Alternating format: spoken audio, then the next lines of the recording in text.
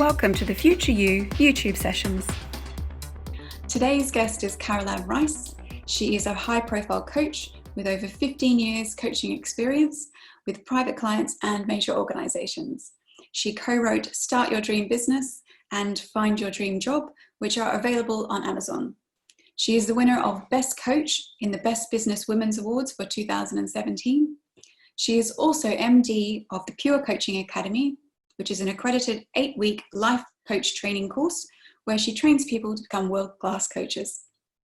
Welcome, Carole Ann. Thank you, Michelle. Lovely to be here. Thanks for asking me to come on.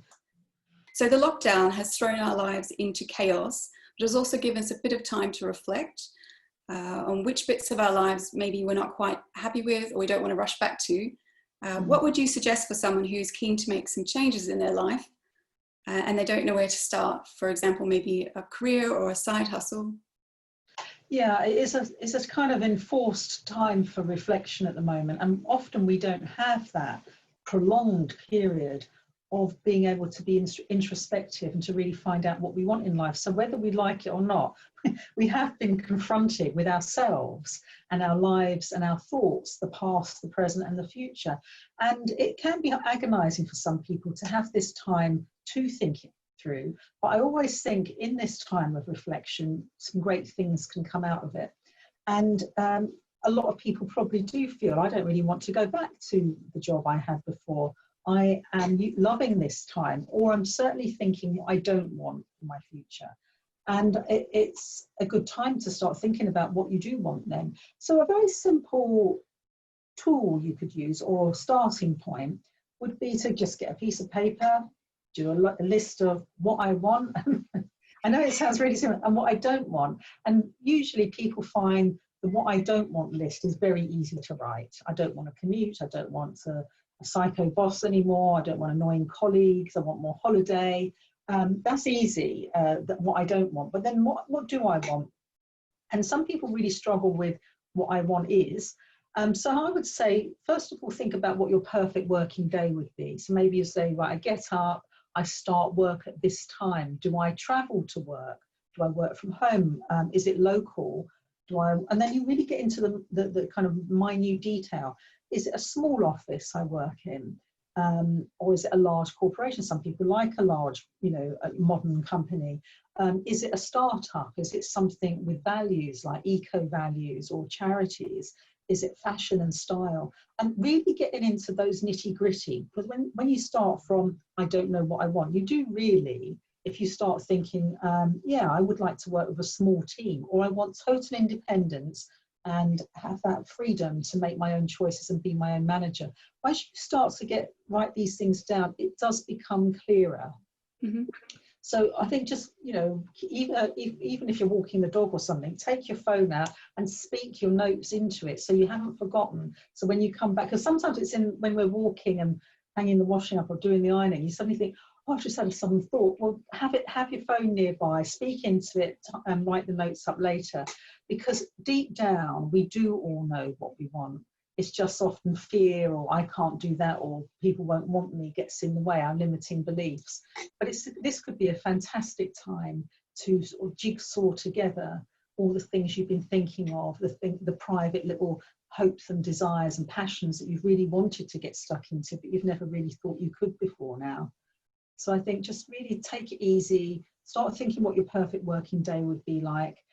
The thing is, once you know what it is, it will find you as much as you finding it. So for example, if I said to you, go along the beach, if you're allowed to go along the beach, that is, and pick up every purple stone you see, you'd say, there are no purple stones on this beach. But if now you've decided, okay, come back in an hour with a bucket, you might have 6 or 7 purple stones that you found, because your eye is now looking for what it wants.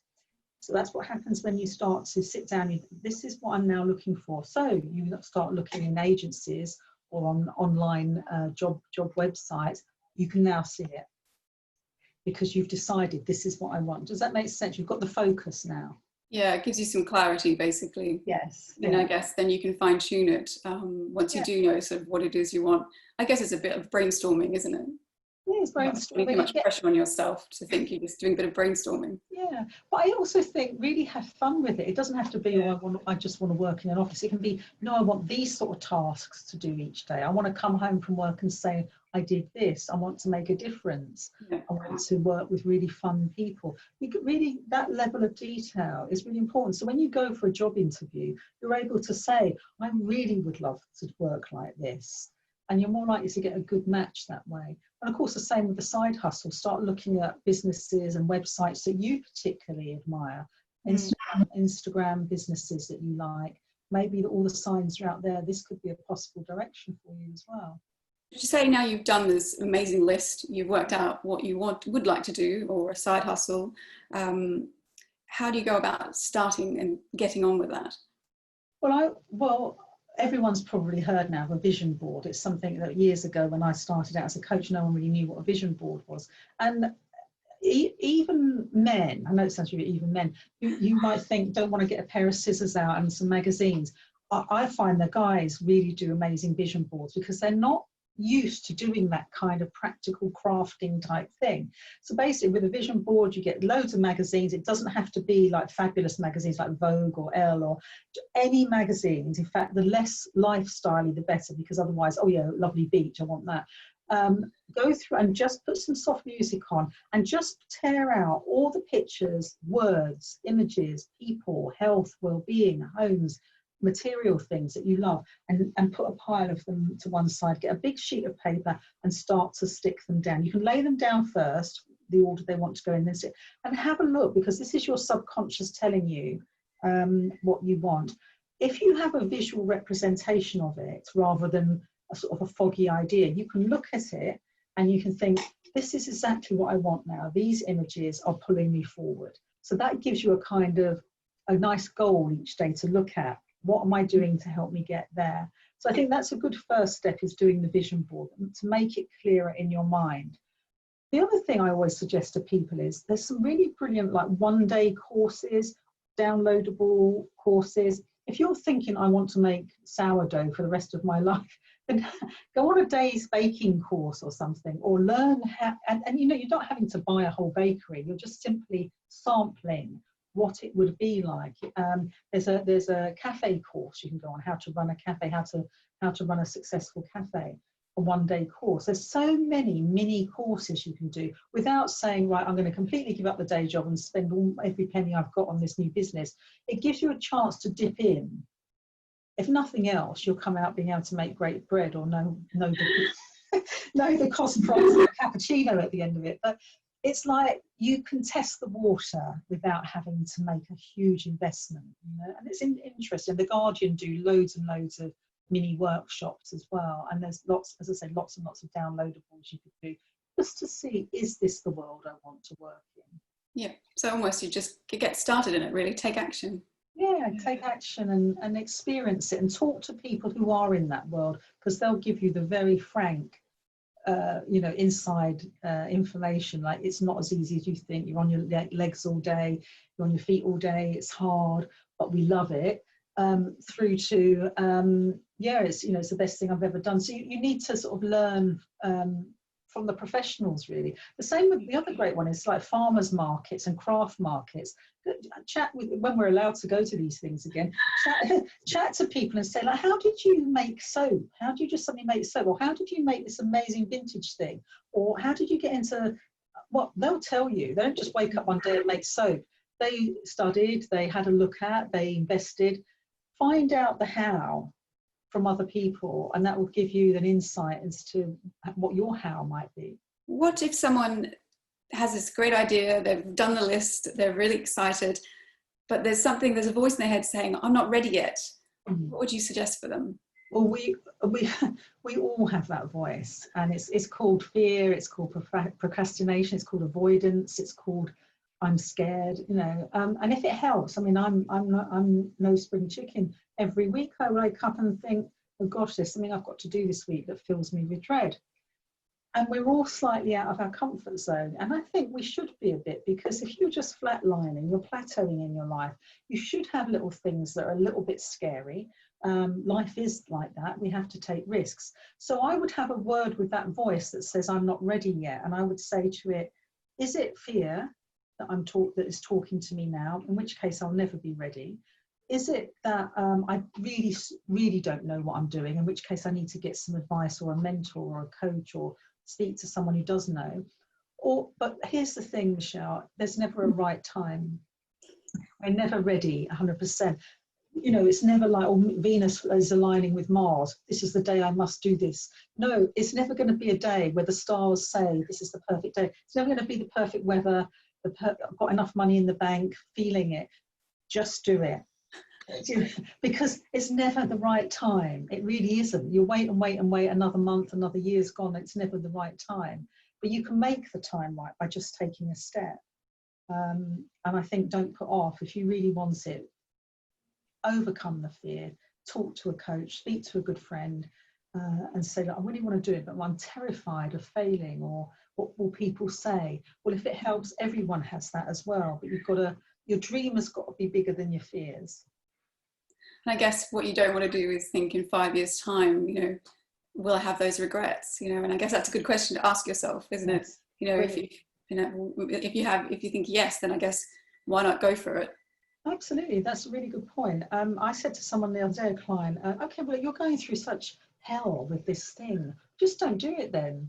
Here, as your coach, let me tell you, why are you putting yourself through this agony?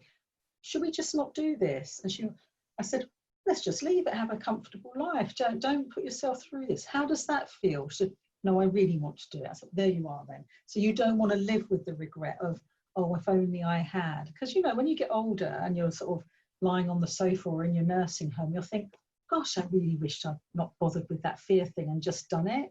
Because as you get older, your confidence increases anyway. So just ask yourself, will I regret not doing this? You're right. If I run the film of, I've done it and, well, it's pretty good, or I run the film of, I stay exactly the same, which one do you want to see? Yeah. And sometimes, Michelle, it's entirely okay to say, actually, I'm really not up for it. I'm really, it's too big for me. And that's okay too, you know? So letting go of that dream. Well, yeah, it's a horrible thought though. Yeah. I've let go of that dream. So you've now got over your fear of failure and you're ready for it. What are some of the pitfalls you might encounter starting out on your journey? I think, well, we all start our journey with incredible amounts of enthusiasm and energy. And that's almost like being the person on, you're a runner, aren't you? Yeah. It's like, if you've ever done like a half marathon, the worst thing you can do is run as fast as you can as soon as they say go. It's the worst thing you can do, because, you know, halfway in, you're going to be like, you've got to pace yourself, you know. It's like, and if you're the turtle like I am, you overtake all the hares who bolted, and you think, well, actually, I've got a lot of petrol in my tank for the long run, not the quick burst at the beginning, because that's all very good and that gets you going. But remember, business isn't like A to Z, it's like this, up and down, round and round and round. So you've got to have the energy for the long haul. And that means being patient, being realistic on the progress that can be achieved, thinking, right, 3-month plan, 6-month plan, 18 months from now, what do we expect? And I think it's patience, managing your expectations of your progress, because it's not going as fast as you want doesn't mean to say it's not going to be a success. It's just it's taking a long time. It all takes a long time, and instant results are not the thing really. So I think that's the main thing I'd say. Be patient, be resilient, be determined, but play the long game here. It's a long run, so don't blow it all in the first few months, you know. Yeah, I guess if you love it too, then you will keep going, you know, you'll keep pushing yourself as well. Yeah. And I guess a lot of people talk about setting your why for a business. Why is that important to do that? Because when you get up in the morning, if you know why you're doing what you're doing, it adds meaning and purpose to everything you're doing. So it pulls you forward like a golden carrot. If you lose the why am I doing this? Then it becomes a sort of a hamster wheel. I don't even know why I'm doing this. It's all a bit meaningless. It's a bit drudgery, and you know, it's another boring day. The why is your vision board, which I have. I'm doing this because it's over my PC here.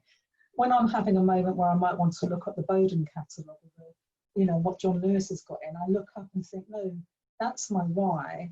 Is me surfing the sales going to get me to that? No. So what do I need to do today that is going to get me a bit closer to my vision? The smallest step is can help you with the why. The reason I'm doing this is because I want that, and that is my why. So yeah, and working with the end goal in sight, imagining the end, the finish line. This is what I want to achieve. That is your why. And I guess if you've done a bit of a clear, amazing vision board, you'll know exactly what that goal looks like. So therefore, you will be driving quite clearly towards it.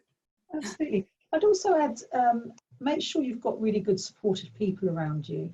And it's not necessarily, and I don't mean to be mean, family and friends, because they're more concerned about you. Like, oh, are you sure you should be doing this? Isn't it? Could you waste money? Are you wasting? So that's family and friends. They love you and they're cautious for you. Try and get into some kind of business, startups, support group, a networking group, who all have big dreams, who can share best practice, who can tell you the best web designers or marketeers or suppliers or whatever.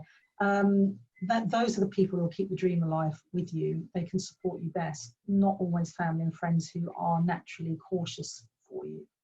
Yeah, it makes sense, because they're a bit more honest as well, and also I guess they're going through the same thing you're going through, so they can understand a bit better and drive you forward. Sure. Yeah. Absolutely. So find your tribe, they say, don't they? Yeah, supportive tribe. Yeah. So I guess if you've set, you mentioned about goals, which I just want to draw on a bit more. Why is goal setting important, and why is it important to not just have the big goal, but smaller steps, as you mentioned? I think the smaller steps are kind of landmarks on your journey, and they do help pull you forward. And it could be, say, like in 6 months, we would like to have come this far. But I would say one thing about goals: don't let them become toxic. And what I mean by that is, you want it so much, it's so set in stone that it starts to become a burden.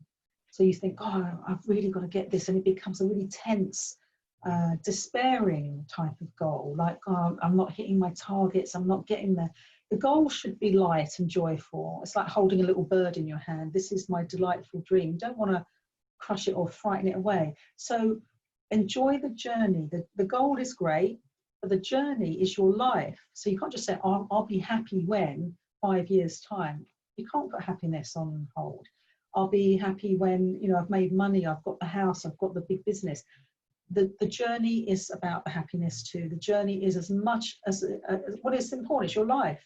So make the journey as desirable, fun, adventurous, entertaining, learning, all the things that you'll get, and as compelling as the goal. Because it would be a really bad victory if you got to your goal and you were burnt out, you've got no friends because you've been devoted to work, your relationship's falling apart, you're not feeling very well. Yeah, but I've got big business. Oh, but I feel so ill, I can't go on holiday, and I need, I've got to see the doctor, and my blood pressure's up here. The goal is there to inspire you, but the journey is your life, and that's got to be as delightful and full and colourful as the goal itself.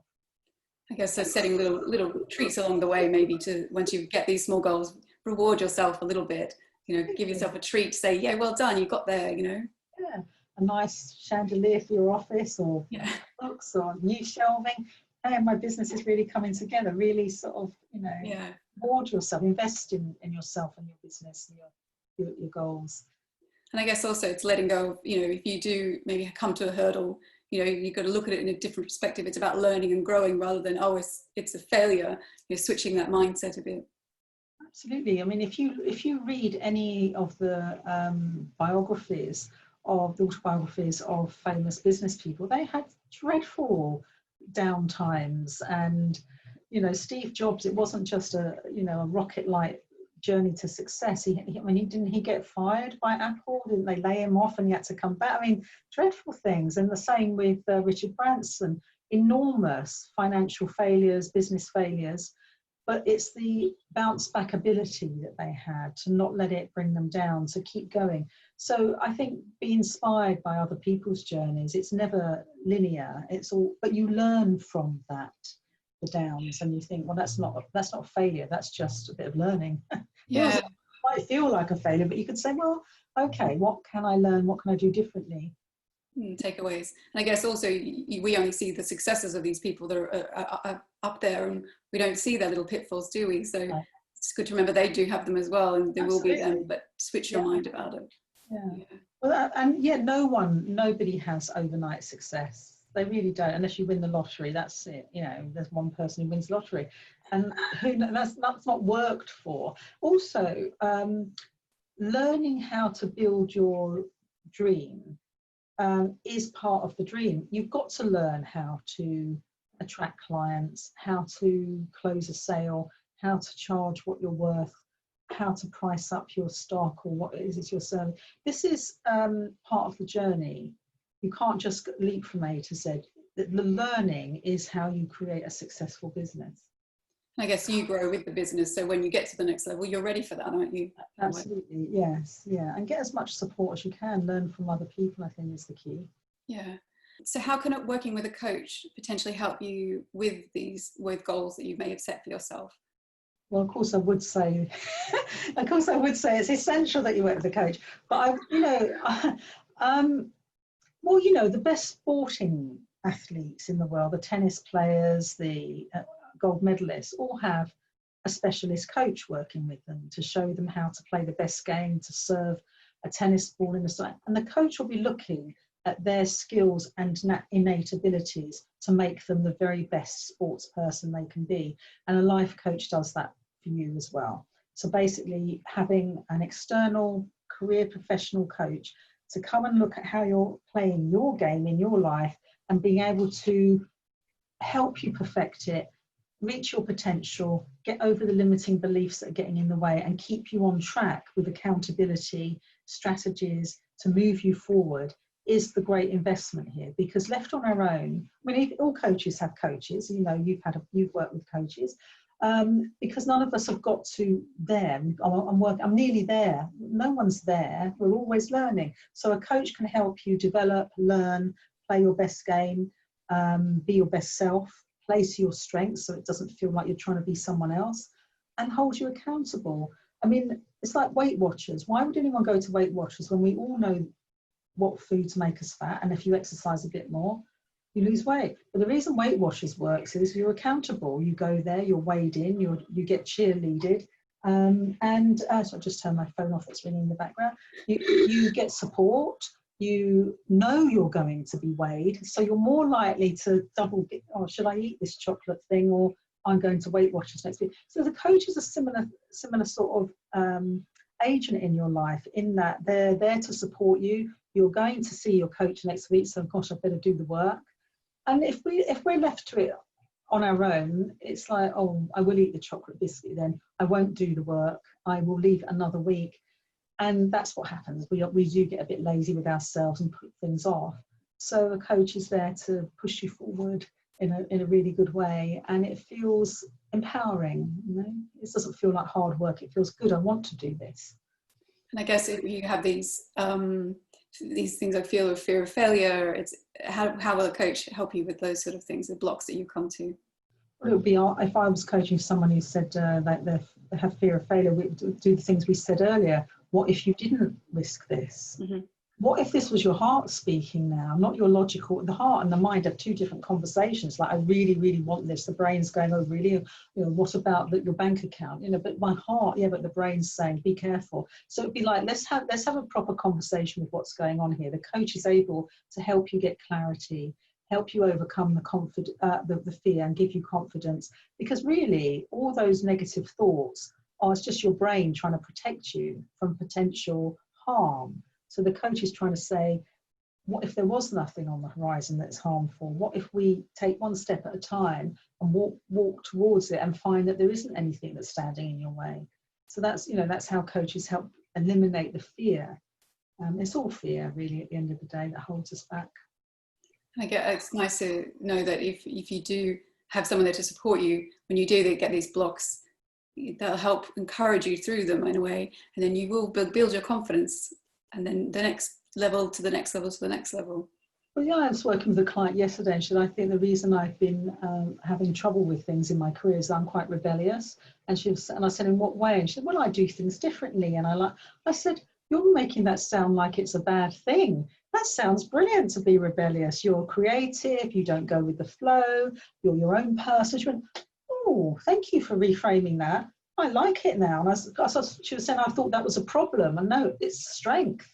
That you're able to do your own thing and you stand up for yourself and you're an individual. So the coach helps you turn bad thoughts into potential good ones, or let's see what might be a different meaning to the word you're holding on to or the thought you're holding on to here.